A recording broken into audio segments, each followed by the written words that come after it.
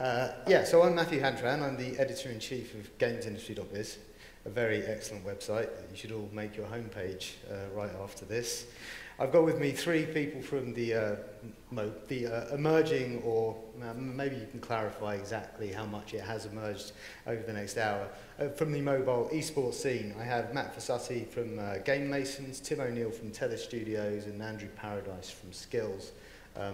I've learned that people are generally better at introducing their own companies, so I'm going to allow each of you to give a brief summary of what your company does, like the games you make, and kind of your focus in esports. Is this on? Yeah, that's on. Perfect.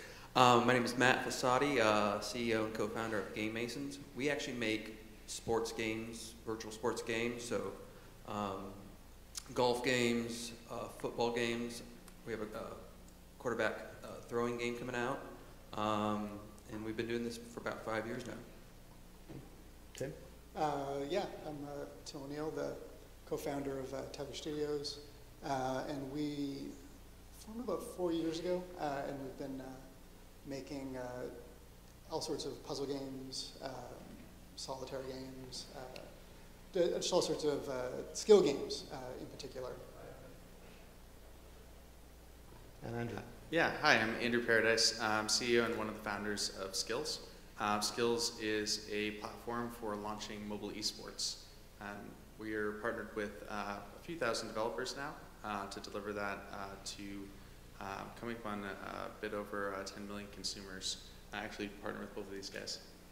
Yeah, right, so I mean, we've been discussing mobile esports as a group prior to coming in here, and I think one of the things we landed on, and for me as a journalist, this is something that I did want to discuss because I've been writing about esports increasingly more over the last 2 years, but when I write about esports, I'm writing about, you know, the international, the Dota 2 tournament, which has $22 million prize money this year, the formation of the Overwatch League, Counter-Strike Go, the League of Legends Championship Series. These are all PC games, or they're console games. A lot of it's focused on, I mean, they're often quite complex games. I personally can't get my head around League of Legends or Dota. I don't think I ever will. And they're very often, the companies involved, they're really very focused on things like live events with live crowds, you know, sell out Madison Square Garden, that kind of thing. So as a very general opener, I'd just like you to say, like, in what way, like, how much does that actually relate to the esports that we're actually dealing with here today? Anyone can jump in with that one. I'm going for the mother target. Mm-hmm. My mom would never play Dota. My mom would never play League of Legends. But she plays a ton of match 3 games. She plays my game, obviously.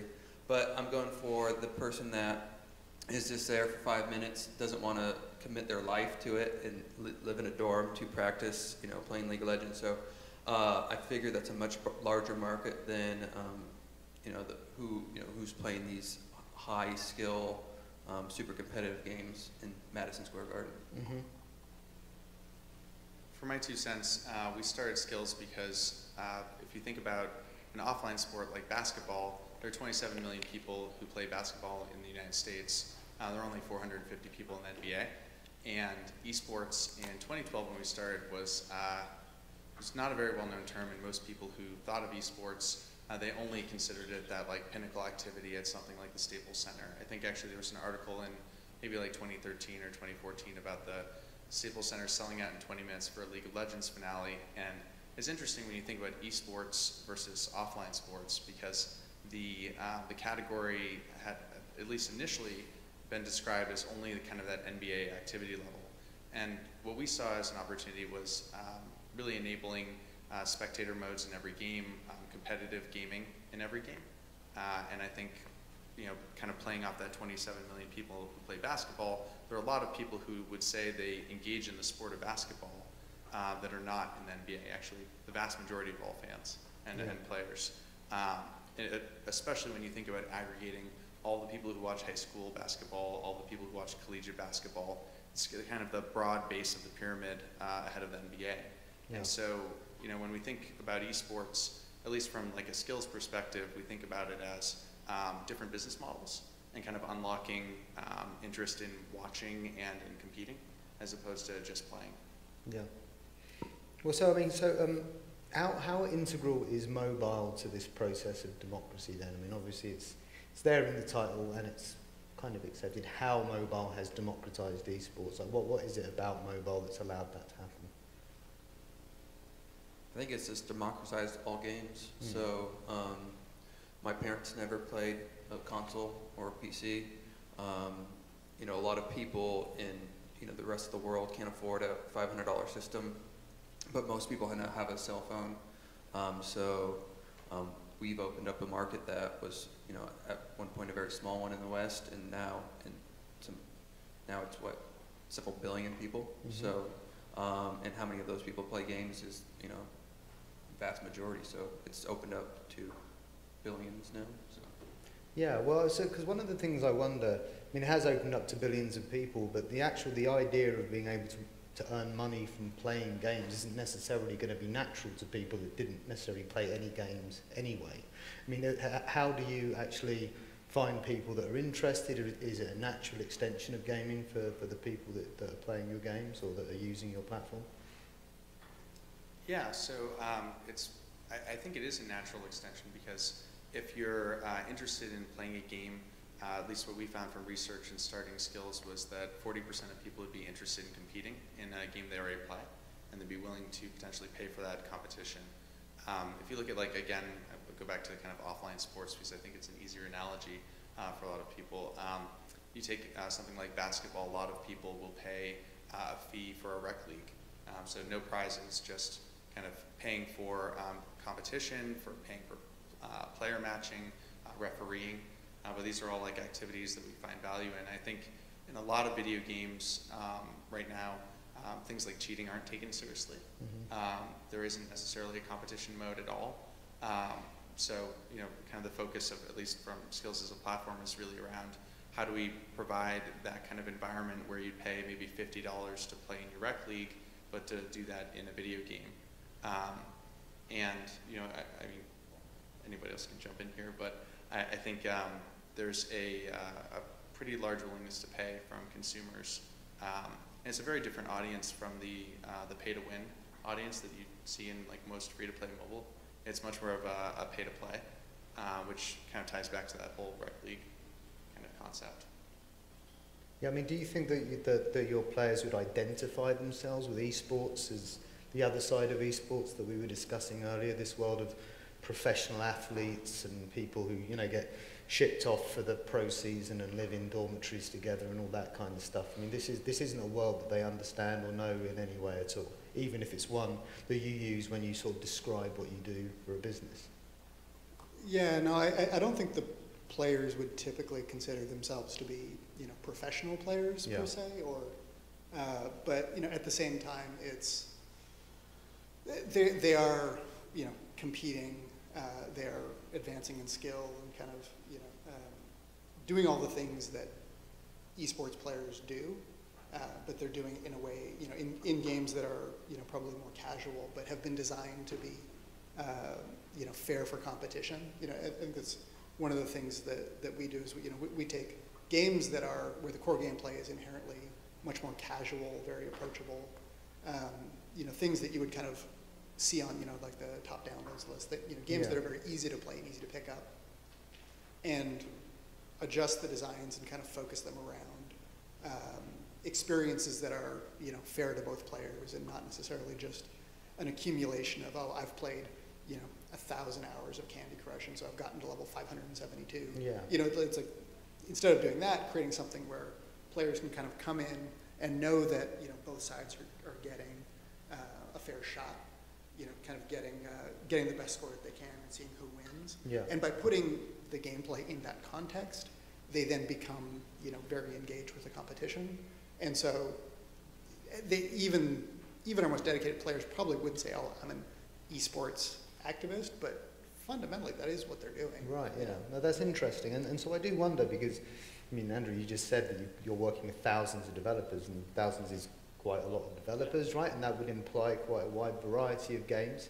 And when we look at what a lot of people might think, like a League of Legends or a Dota, there is an impression there that you need a certain kind of game with a certain feature set to be an esport.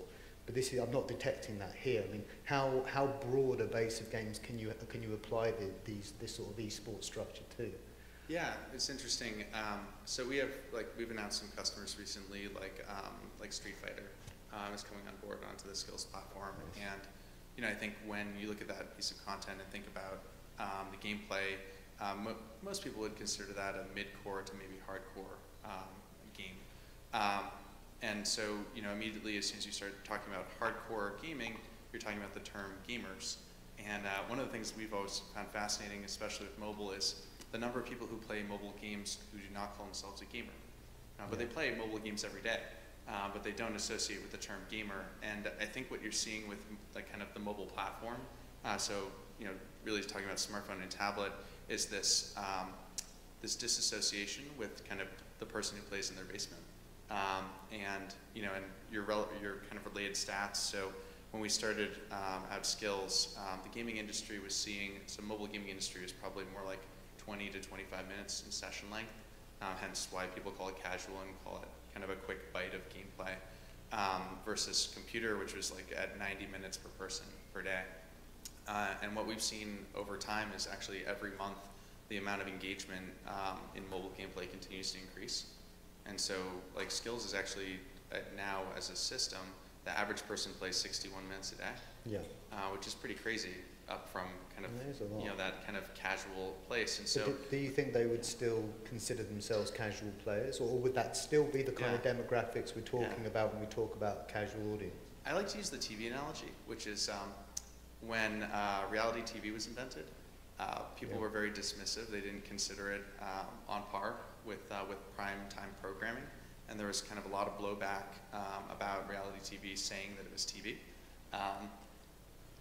It's a bit of a pedantic debate in some sense, because the reality of it is that if you're engaging in the same business models and the consumers are doing the same activities, is it relevant what kind of content they're doing that around? The guy, it's like, I know people who debate about whether certain sports offline are really sports, whether it's like baseball and guys arguing with like marathon runners. Marathon running, I would argue, is as much of a sport as baseball, but I don't really compete heavily in either. And to some extent, does it matter? I think where it becomes really interesting for game developers is when you think about all the business models that you can build on top of your game and access by getting into esports or into kind of enabling competitive gaming, enabling spectatorship. It's not just entry fees and kind of capturing kind of one revenue stream. It's actually, what's the latest report from Activision Blizzard and Overwatch? I think it's 8 revenue streams that you can tap over time. And we're still really early in mobile esports. I don't really see anyone who's yet at a level where they can sell merchandise, run physical events, but I think that's going to happen. I think you're going to see like physical stadium sellouts of mobile esports in the near future, as the content continues to mature and grow up. I know a lot of my users refer to themselves as golfers and basketball players and not gamers, which is kind of strange because it's the one single button they're usually hitting. So I don't think that a gamer is not in their mindset that they just they much rather they think they're playing a game of golf as opposed to gaming for grow money. Yeah, right, I see. So for them, there's not necessarily actually any distinction. So for one of your players, for example, they might play golf on the phone and golf in real life. So for them, that's just playing golf in one form or another, yeah? And kind of going back to what we were talking before, who doesn't put money on, or at least a round of beers on, golf when you're with your buddies or whatnot. So it's just another extension to, kind of put a competitive edge or competitiveness to, any type of match. Yeah, and so when it comes to the skill games, because I know, Tether's got quite a lot of, got card games on there as well. Would that be a similar trend, do you think? There'd be people that kind of get together with friends, play cards, and also do it on the phone as an esport as well? Yeah, for sure. We don't have a lot of social groups, kind of playing together. We see players who are, just kind of go and compete against the field. But I think that's partly a feature of, the the fact that things are so early on. I mean, our skill games are, I'll describe them to people and they go, oh really, you can do that? You can bet money on mobile games, really? I think there's a lot of discovery going on, so we don't find a lot of, kind of groups of people who are, sitting down to play each other necessarily, but. Yeah. I mean, so how does you just said betting money on games. I know Skillz, you're paying out quite a bit of money per month on game tournaments and so on. Can you tell me a little bit about actually how the money is structured, how that actual part of it works in the games that you make? Yeah, mine's just a simple heads up, and now we actually have bracket tournaments, but players will play the same 3 holes. There's several, actually now the holes are randomly generated, but with about 100,000 combinations so that people can't kind of master them, but you get served 3 holes and you go for the lowest score. I mean, it's pretty darn similar to regular golf, which is why we're not taking them out of that golfing mindset and into a gaming like, like a Dota where it's a strategic game. You're not really thinking about real life. Maybe some of the war games, but outside of that, it's a fairly similar simulation of real life, and people put real money on golf and on the course. Why not do it on the phone as well? Yeah, and our games, kind of being more puzzle oriented, kind of card oriented. It's it's similar in the sense that we ensure that when 2 players enter, they get the exact same we give them the same 2 players the same deck. And it's just a challenge of who can solve it more quickly, or who can solve it more completely or more quickly. Yeah. With the puzzle games, you'll get the same pieces in the same order, and like I say, if you do the exact same inputs at the same time on 2 different devices, you'll get the exact same score. So it takes while each match will be randomized essentially. So it's a new challenge to the player. They're expressing their skill and their ability against the other player. And in a lot of ways, it's almost going back to the olden days roots of esports. I said where you're kind of competing for a high score. Yep. Remember like who was the king of the Donkey Kong machine in the arcade way back when? Mitchell or whatever. Yeah, right, that guy. King of Kong, right? King of Kong, right? Exactly. Yeah, I mean, because I know that Skillz. I mean, it is paying out quite a lot of money. I mean, can you talk about exactly how much the Skillz pays out per month in prizes? I would struggle to give you the exact number per month, but I can maybe contextualize it a little bit. So paid out over 100 million in prizes now, and to kind of put in context of like real earnings. So the top electronic bowler on Skillz is the top 5 highest paid bowler in the world for online and offline. So if you take like the PBA tour and you take electronic bowling on Skillz, top 5 worldwide. There are much like a professional sport offline, there are a few people who are earning a living. There are a lot more people who are competing and playing. So it's all about very much that same like pyramid of competition is how we like to think of it internally. To support the NBA, you have to have 27 million people in the U.S. who play the sport, and then we also look a lot at the ratios of players versus spectators. And one of the reasons that's interesting is even at the most like casual level of like let's take baseball. So you have Little League baseball. There are spectators even in Little League, even though they may not want to be there. And what's fascinating about competition and sports is as soon as you kind of as a player opt into wanting to compete in a sport, it's not very long after you actually invite your social network, your like personal offline social network to come and watch you. And that can be as basic as Little League and aggregating interest. And so the viewer base behind an activity like basketball leveling up to a sport is directly related to the player base.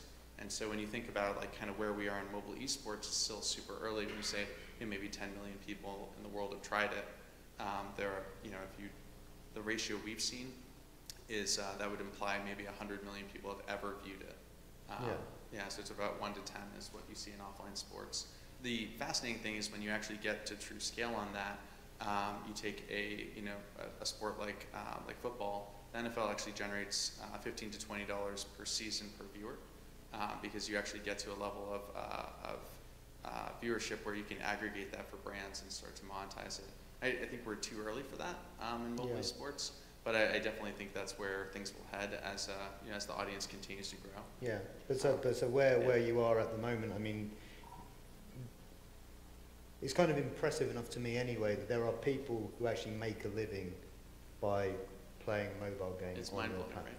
right? Yeah, right. I mean, it does. I mean, because that's the thing. So the whole dream of esports on the PC and console side, and they're only just getting into it now. So the Overwatch League is coming, and they've just announced they're going to be paying minimum $50,000 a year to every participant. And it's taken an awful long time for that side of esports to get to the point where it's actually found a structure that seems like it might give a relatively small number of people a decent living, and then a whole hell of a lot of other people who play Overwatch and would aspire to be a pro player making basically nothing at all. Is this one of the aspects of democracy, do you think, that in mobile anyone could theoretically make money from esports, even if that's just $10 all the way up to an annual salary? Yeah, I think, I mean, a lot of these people are happy with making, cashing out $20, $30 with a $5 or $10 deposit. Yep. And they much rather spend that $10 with a chance to win, 30 or 40 or 100 or, thousands, as opposed to giving somebody more money for coins that never turns into anything but frustration usually. Yeah. There's something that people, just people are spending money outside, just all over mobile, billions of dollars. So why not have a little bit of a, reward in there? Yeah, same for you, Tim? Yeah. Yeah. It's actually one of the reasons I got into it, because I kind of feel bad selling people stars that never do anything. I'd much rather give them a chance to, fatten their pockets a little bit. Yeah, no, absolutely. I mean, so and on that note, I mean, it's very hard out there particularly for mobile developers. I've been writing about the difficulties that people face with crowded app stores and so on and so forth, and how to find the revenue streams that are actually going to keep your lights on, feed your families, things like this. What role does this concept play in your businesses and the way you look at strategy going forward? Yeah, so actually that's an interesting point. One of the things, again, kind of more on skill games, I guess, than esports, but the system kind of creates, it's a different kind of monetization, right? Mm-hmm. Since we've got these competitions where people are playing for real money, and we, take a little rate kind of off of the entry fees.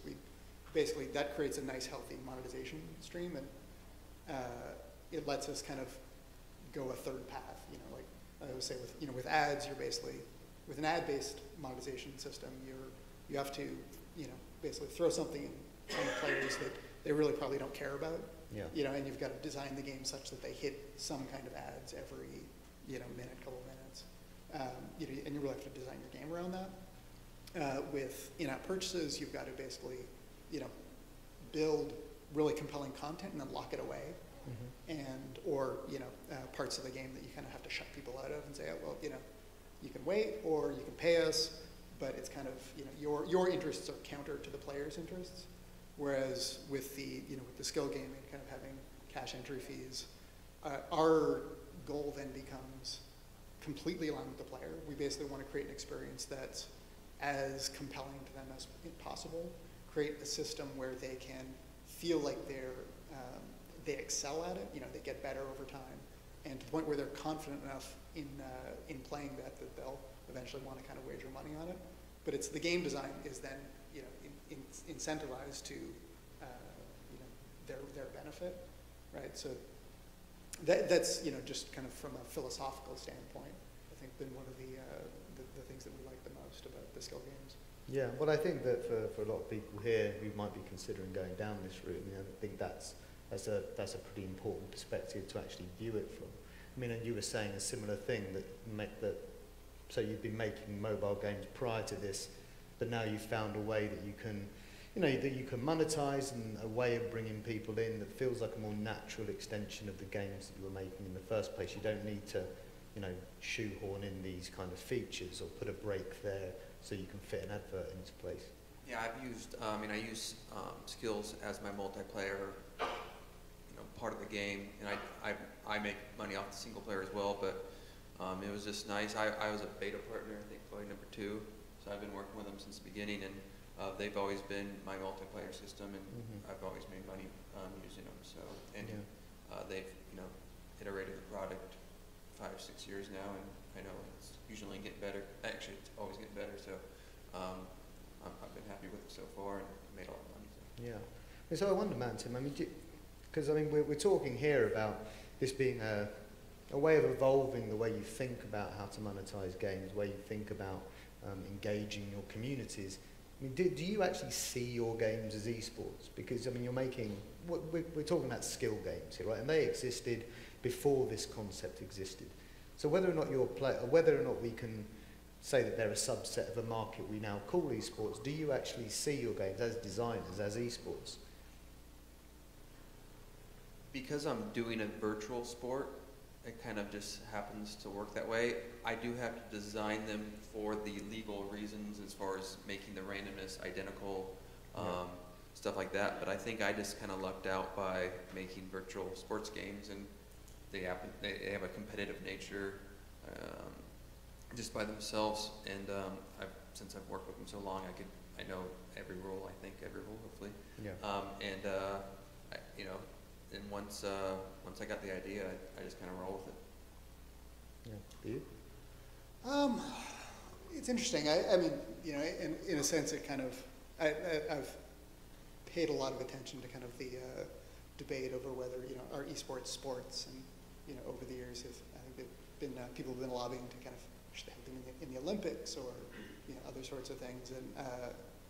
And in my perspective, esports kind of they are just a different thing. It's like for familiarity, people tagged on sports. But I think it's really a different thing, and I think it's something that has a lot of variety to it. It's kind of it's a very vibrant mosaic, and I think the games that we make, I think are absolutely a part of it. But it's one of those things where I think it's just the field is so diverse and kind of far more diverse than the tagline itself. Yeah. Because it kind of, it's funny. I think back to what was the show? You see, like the Wild World of Sports, like back in the '80s.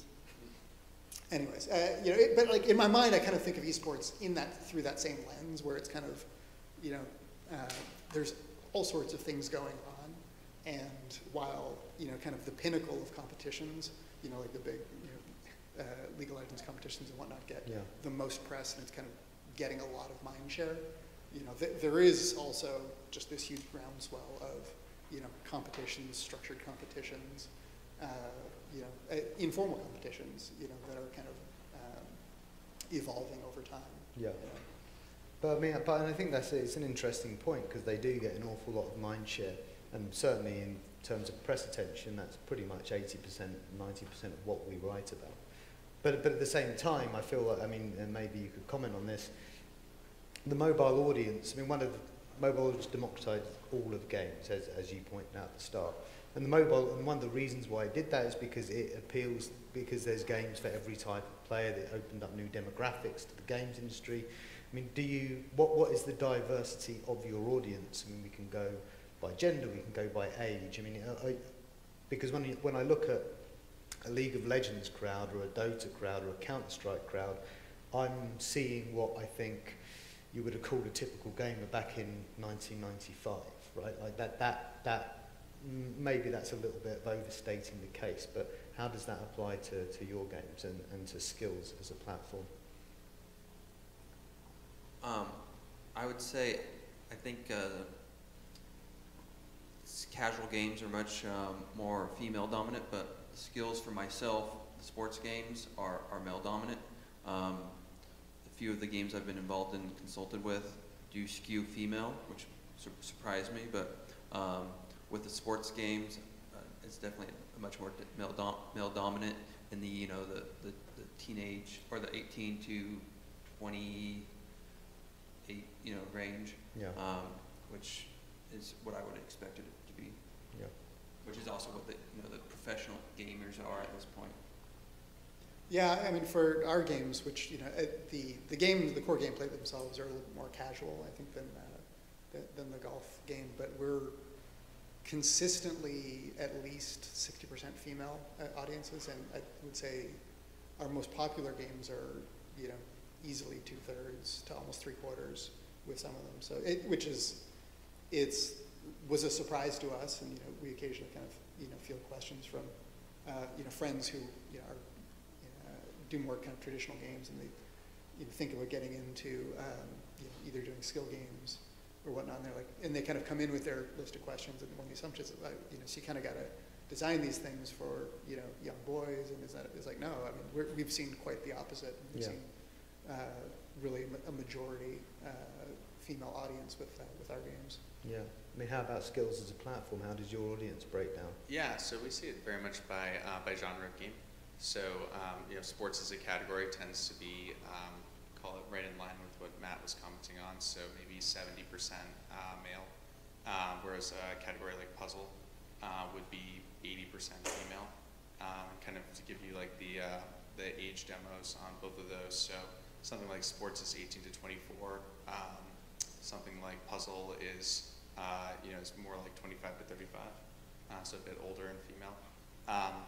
But you know, it's interesting. Like I think a lot about as new genres are coming onto the platform, what those will look like, and what kind of demographic they're going to play into. I do think for let's call it the traditional hardcore computer gamer, which is where I grew up and certainly why I'm involved in the company. All of my friends were shocked that I was going to work on mobile and tablet before enabling computer games. I tried to explain why back then, but no one understood. But long story short, you know, kind of fast forward to now, and I think we're getting to a place where a lot of the hardcore kind of friends I grew up with, they, you know, that 18 to 24-year-old League of Legends gamer will have an experience that satisfies their gaming needs on their mobile or tablet.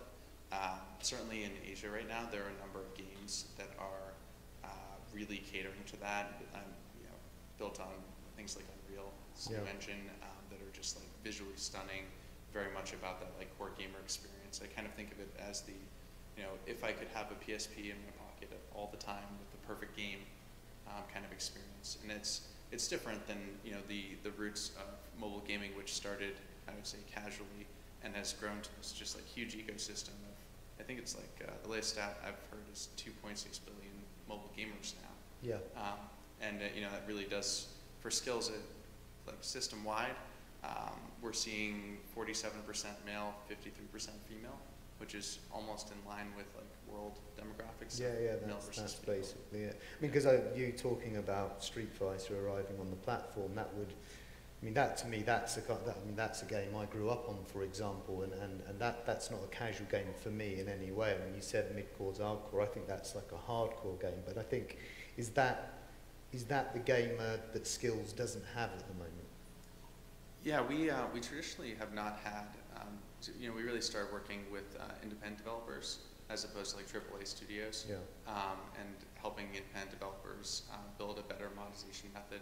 A lot of the reason for why we started the company was kind of this idea of like death to pay to win, but just like a frustration as a, you know, call it a classical Donkey Kong gamer, growing up, and you're playing these games and you can buy your way to victory, and it's just kind of meaningless.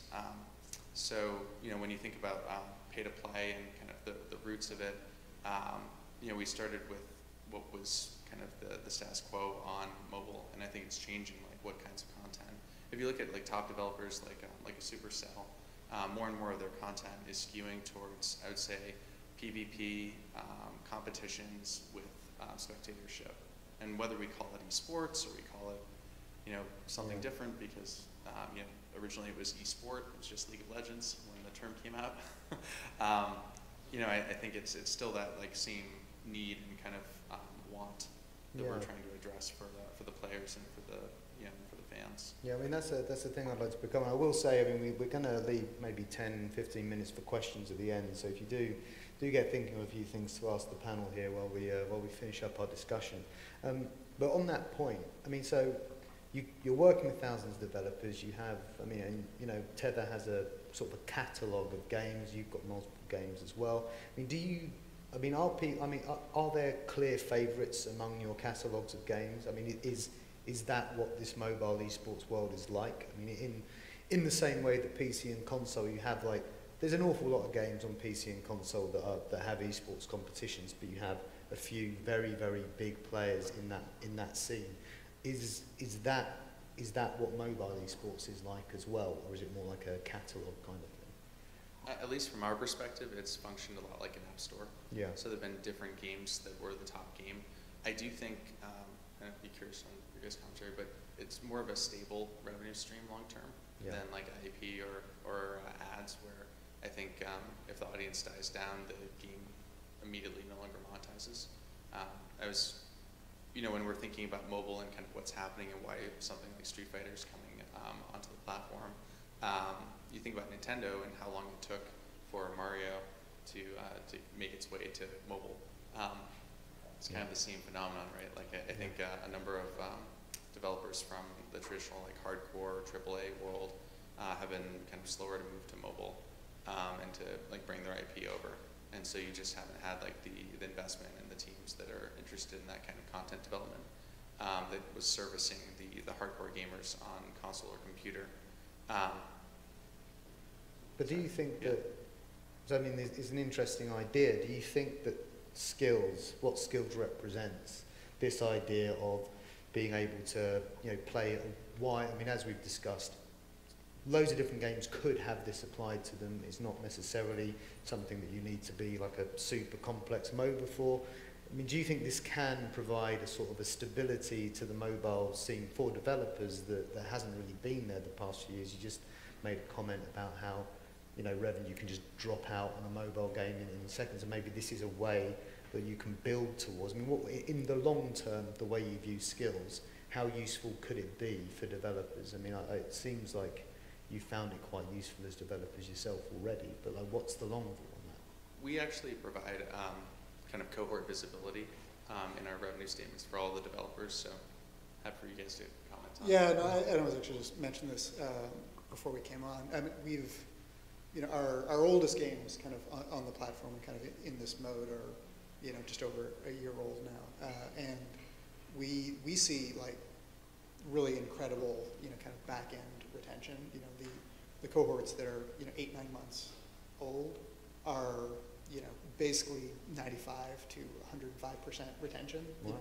they stick around, and sometimes lapsed players come back. And Wow, that's amazing. it's really steady on the back end. Yeah, I mean, I haven't heard those kinds of figures in almost any. No, you know, and it's the kind of thing where, you know, the first few months are kind of a big drop, but then it goes right up to, you know, once people are, you know, I think it also goes to the things that make these sorts of competitions work well are, it's got to be the kind of game where, you know, you're satisfied playing the 1000th game. Yeah. You know, so it's kind of, you build that in a little bit, but it's definitely, you know, one of the things that we found really specifically is there's really distinct liquidity effects, in the sense that once a game has a certain core set of users, then, you know, all the basic numbers kind of just take a step function up, you know, retention, games play, and everything. You know, for us, it's usually once you get around, I think it's, you know, a few hundred cash players, or just kind of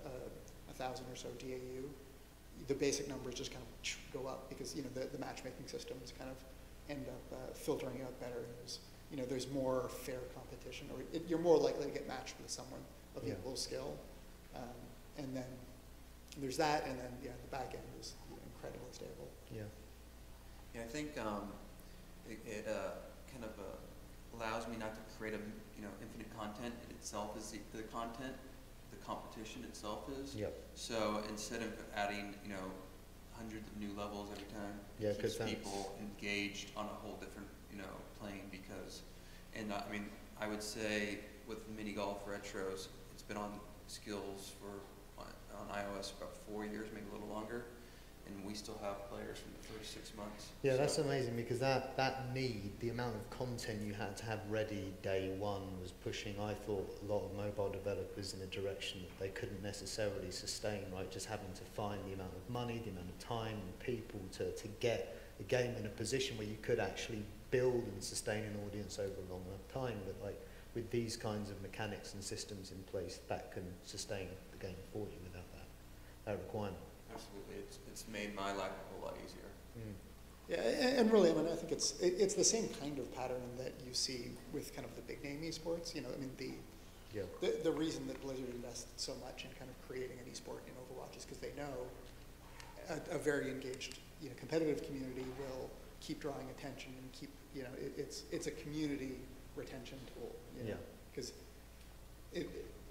with games where they, you know, you more typically kind of you pay up front. Yeah. What does the esport really help you? Well, it's, you know, keeps this vibrant, you know, player base, and people will keep coming back and kind of keep their attention. Well, with that in mind, I mean, one more reminder for the Q&A. It's coming up probably about 5 minutes' time. But I'd like to, I think it's always good to end on a little bit of, you know, future seeing, soothsaying about what might be coming up, right? I mean, you've mentioned a few times how viewership is an important part of mobile esports already. It's a way of getting new people involved, and those people then presumably become players. But I mean, you did make a quick reference to, you actually think we're going to get to the point where it will be mobile game stadiums, you know, Madison Square Garden selling out for 2 nights in a row or whatever. That you think is what's coming down the pipe for the part of the market you're in. Yeah, and I don't think for all games or for all players that kind of activity is going to be meaningful. But you know, as the base keeps getting broader, the pinnacle of what can happen and it can support is getting kind of higher and higher. And you know, you will reach eventually a League of Legends type state where, you know, how many people play League? It's 80 million monthlies, something like that. Something like 80 million, 100 million. So you need a huge game before you can have enough of a base to build to the pyramid, you know, the top of the pyramid. But I think that's going to happen sooner than people think, just because it's, well, one great thing about the mobile gaming world is it's very fast changing. Yeah, and when things work, they kind of take off. Yeah. So maybe a little bit, maybe not next 12 months to filling stadiums on mobile games. But well, no, because I mean, one of the reasons why I wanted to ask this question anyway is, I mean, I was Super Evil Megacore with Vainglory, very, you know, and that's going back a couple of years now, that was very much like, this is what we're trying to do. It wasn't, you know, the kind of, the approach to esports we're talking about here, which is quite distinct, it's its own thing, it has its own way of rewarding developers and players alike. But what Super Evil Megacore were going for, I can never say that name properly, Super Evil Megacore, what they were going for is an attempt to kind of emulate or replicate that other the Dota model of esports in mobile right now. And I always wonder, is that, would like eventually would we look back and think that that was actually just a bit ahead of its time in a way, that maybe you need to grow out this base a little bit more to support a success story like that? yeah, I would say so. I mean, I think at least for Skillz and like the business community, the investor community, and let's say up until 2015, I was typically the first person who had ever used the word esports with them. And actually a fair number have come back over the last like 6-8 months. They're like, wow, I remember when you told me about esports. Yeah, right. So, you know, just the term alone was so new in 2015.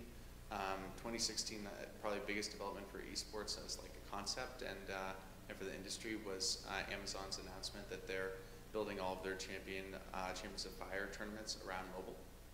And you know, it all just goes back to what is the dominant hardware platform out there.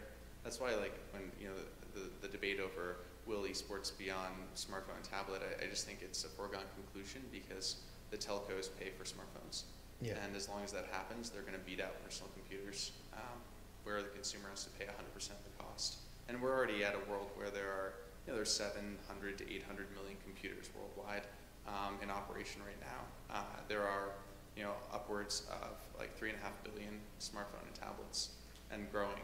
And you know, the projected number is the 2.6 billion mobile gamers become 6.5 billion mobile gamers in 2025. And so, like, that's why I think the term gamer is so outdated. It's you know, it's become a mass market activity, where everyone games. They just don't even think of it in that context. It's almost like just thinking of, I have this device and I want content that's built, kind of from the ground up around it.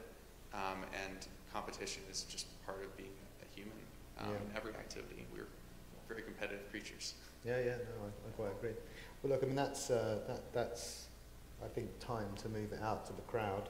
Does anybody have a question? Two.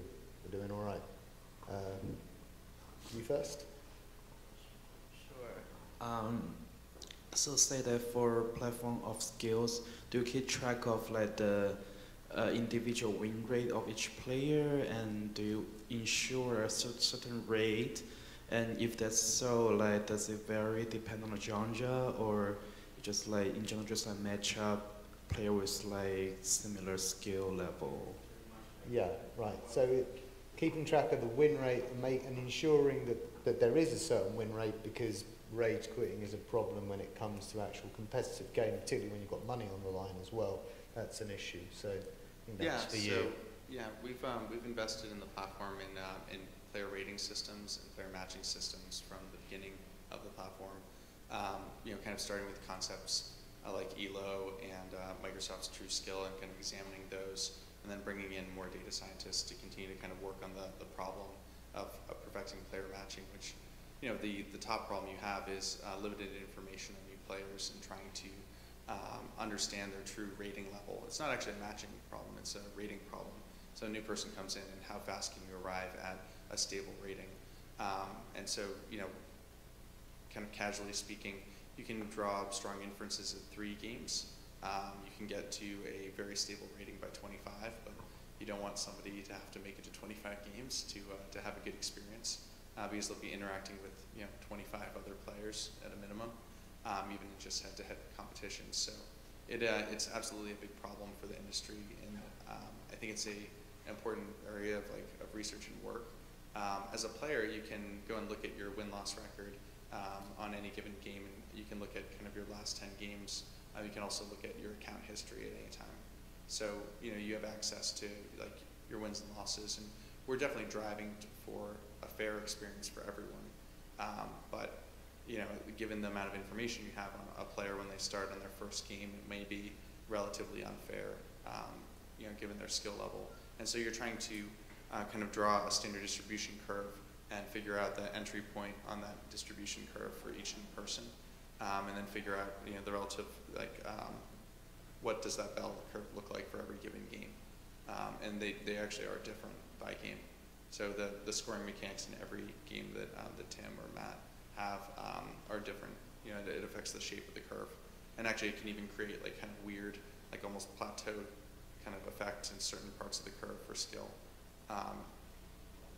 Yeah, I mean, I know that only this week, I know this is a different part of esports, but Blizzard is kind of pledged to really crack down on rage quitting, because I think it does want, now it's got the Overwatch League coming in, it does actually want to address the culture of the players that play the game and actually create somewhere where competition can carry out more fairly. So yeah, definitely it's a topic. And then one more question over there. Yeah, I thought the last time I looked at the skill games on mobile, there was a bit of a pause because the app stores, if a consumer deposited $1 into their account, the app store would take 30 cents right off the top, and there were some negotiations that had to be done with Google and Apple. Are Google and Apple taking commissions off the top, or is the cash going through some other method? I can't speak about everyone in the space, but we're directly partnered with the App Store. So Apple actually approved Apple Pay for all developers that use Skillz. And so Apple Pay is an option for the developers to offer Apple Pay in each game.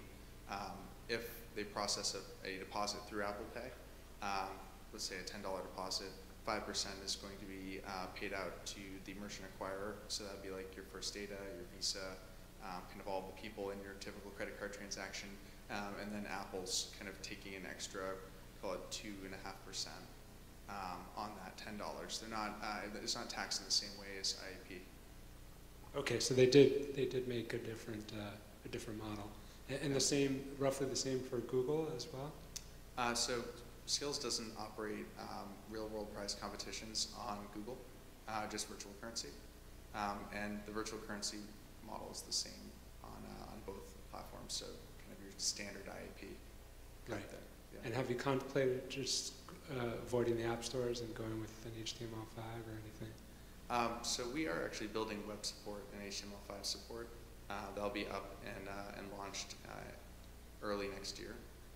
But I think, candidly, like Apple and Google are great partners, and we're very thankful to work with them.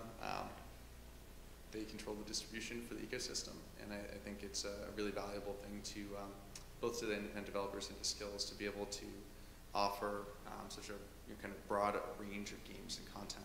It's really why there is long-tail content that's viable right now on mobile and tablet, right? If you think back to the big box model where companies like EA were dominant, it's 25 games that could be carried in a store.